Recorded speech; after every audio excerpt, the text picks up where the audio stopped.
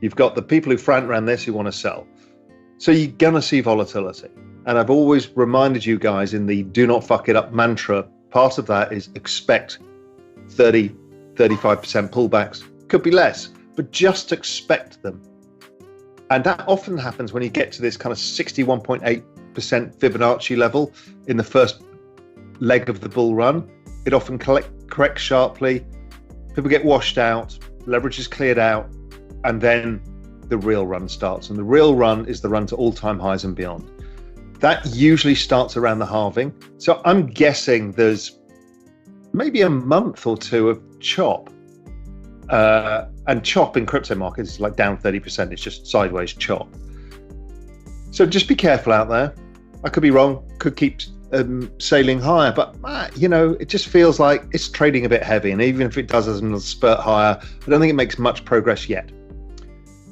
But this ETF, it's going to attract people because the markets have been strong. Last year, crypto, Bitcoin itself was 160%, right? That doesn't go unnoticed, considering even the NASDAQ managed 50%. So it's like 3x the NASDAQ. But let's start with the RIAs, the investment advisors and the financial advisors. Those guys aren't on Twitter. They have no idea what any of this is going on. All the drama that played out and the false tweet and all of that shit, that total goat rodeo, I don't know any of this. The first they will hear about this is when they pick up Barron's on Saturday morning with a cup of coffee. And they'll go, oh, a Bitcoin ETF.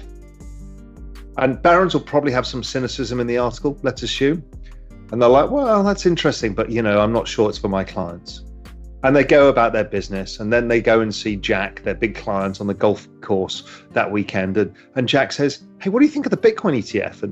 And the RIA will repeat what he read in Barron's and what he saw on Fox News. He's based in, let's call it Cincinnati, Ohio. And Jack will ask him, and he'll feel a little bit silly. And then maybe next week, he starts reading a few more articles and a few more positive things come out. Then he starts thinking, maybe I should do something about this. And a couple of other clients ask him. And eventually he goes and has his steak dinner with his other friend, Mark, who runs the tire franchise in Cincinnati. And Mark's got tons of money and he's a bit racy and likes investments like this. And before you know it, he starts building an order book and getting his clients in. He can see they're interested. He's incentivized by the sales process and the commissions. And before you know it, he's mobilized. It's the same with all the RIAs. This takes time. They're not smiling, oh my God, there's a Bitcoin ETF out. Let's all go. It doesn't work like that. It's a relationship business built over time. And this is, all across the United States. It's not New York City in a dealing room. It's a very different world out there. So that's why it takes time. It's the same with any of the institutions who might be thinking about it. Some fund manager who thinks I can sneak it into my portfolio now and not tell my risk manager that I've got crypto. I'll just sneak it in as an equity and hope they don't find out. Same with hedge funds. So that's all to come. And that's why there tends to be this gap. So that's how I'm thinking about it right now.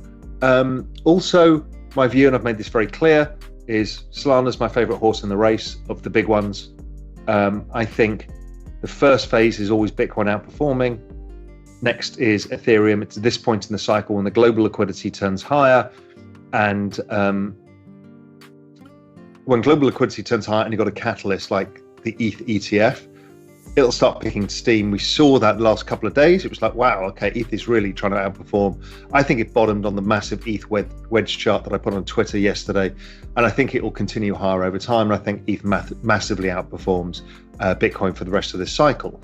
So that's the kind of flow, is Bitcoin, ETH, Solana, with Solana at the top of the pie. Hey crypto architects, in this video we have Raoul Pal, the former hedge fund manager and founder of Real Vision, well-known and respected figure in the crypto community. He's been bullish on crypto for many years, and he has consistently predicted that the market will continue to grow and mature. In a recent interview, Pal discussed his thoughts on the latest crypto news and Bitcoin ETFs.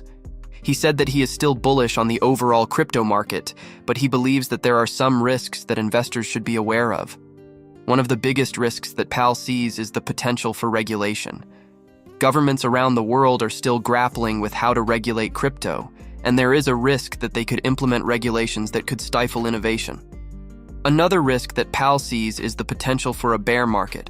He believes that the current bull market is still in its early stages, but he says that it is possible that the market could experience a correction in the near future. Despite these risks, Pal remains bullish on crypto. He believes that the long-term potential of the market is enormous, and he says that investors should continue to allocate a portion of their portfolios to crypto. Pal is also bullish on Bitcoin ETFs. He believes that ETFs will make it easier for institutional investors to access the crypto market, and he says that this could lead to a significant increase in demand for Bitcoin. Thank you, and let's continue our discussion with Raoul. Again, I could be wrong. You don't need to follow my advice and my weightings and that kind of stuff. And you will find whatever your bag is, and you will be, please don't shill me your bag. I don't really care. And I'm not going to buy it because you're trying to FOMO me into some, $100 million token. It's just not going to happen. So don't do your bag, and why I must look at your particular bag, I don't care. But good luck to you, and hopefully you pick the next 100x. That's not the game I'm trying to play here. Yes, I have a small, filthy degen bag on the side, which I won't tell you what's in it, because then I'll be accused of shilling, and Twitter is a gruesome, disgusting place of which everybody will try and lynch me if one of those tokens goes down. So I'm sticking with the big stuff. So that's the crypto idea number one. The other way of looking at it, you may have heard me talk about, is the IPO idea. Yeah, it's nice. It gives us some guidance of how these things trade contextually. But really, this is a trade deal between fiat world and crypto land. And it's a trade deal because the capital that's flowing into crypto land is not permanent residency. These are not migrants. If you remember, population growth, GDP growth is population growth plus productivity growth plus debt growth. This is not population growth coming into crypto land. That has to be new wallets and actual self-custody or on crypto exchanges and all of that stuff. This is a trade deal to allow TradFi Land, our RAA in Cincinnati, to get his clients across into this new world that has higher rates of return. The best example of this I can give you is China entering the WTO. That was a classic example of opening up a market that had much higher rates of return and absorbed huge amounts of capital over time. And I think crypto will absorb huge amounts of capital over time. But remember, these people are tourists. This is not even foreign direct investment, FDI. That would be VC money. What this is speculative hot money flows into this new economy. And one day it'll wash out again too. So be careful of that. While we want to encourage them, while it's going to help our ecosystem grow, while it's going to create more capital, more opportunities, it'll move your bag as well. This is not permanent residency in our world. And so, yes, we welcome them with open arms, but remember, what we really want is a new financial system being built. Now, interestingly, you saw Larry Fink talking today on CNBC, I think it was. Not that I watch CNBC, but there was a clip. And he was talking about, well, this is just the start, because what we actually want to do is tokenize the entire financial industry. And he's dead right. That is the migration of, it's one of the surviving coconut girl doing whatever she does at this time, every time is bark when I'm on one of these.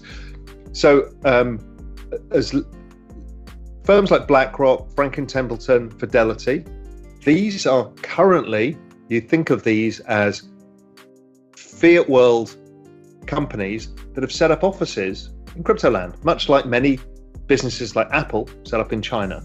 But what Larry's talking about is the migration, the eventual migration of the financial system into crypto land, which was my core thesis when I first found Bitcoin in 2012, and has remained my thesis of where this is all going, amongst many of the other opportunities. So it's really interesting when you think of it in economic terms. These are economies. This is a digital economy of crypto land that has other states within it, Bitcoin, Ethereum, Solana, whatever it may be.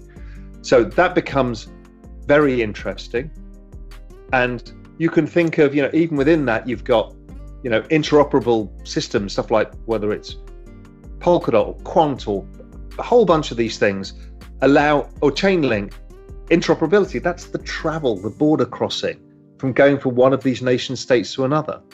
We've got immigration, which is us opening wallets. We've got FDI, which is VC. We've got trade deals, which is hot money flows chasing opportunities within a country, which is the ETF. Thank you for joining us today on this insightful journey into the world of crypto and investing. If you found value in today's discussion and want to stay updated on future crypto news and market insights, don't forget to hit subscribe button below and click the notification bell. By subscribing, you'll be part of our growing community, gaining exclusive access to timely analyses and strategies. I look forward to having you with us in the next video.